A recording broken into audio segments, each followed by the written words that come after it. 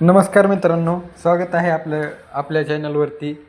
तर मित्रांनो, व्हिडिओ बनवण्यामागचं कारण एकच की सर्वांच्या या बैलगाडा क्षेत्रामध्ये लक्ष असतं, ते म्हणजे द्वादशम हिंद केसरी बकासूरवरती.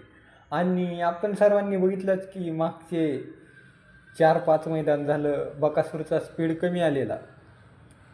सर्वांना एक प्रश्न पडला होता की बाबा बकासूर नेमका पळायला कमी आला आहे की काही आजार झाला आहे. तर त्यामागचं कारण सापडलं मित्रांनो. तर पुरंदर केसरीला पण बकासूर बावऱ्याला कमी पडला. नंतर कार्तिकसोबत महाराजसोबत पळताना पण जरा स्पीड कमी वाटलं. पण त्यामागं कारण होतं मित्रांनो की बकासूरच्या पोटामध्ये काही चाचण्या करण्यात आल्या. त्या चाचण्यामध्ये तार आढळून आली. तर ती तार काढलेली आहे. बकासूर लवकरच ठीक होईल.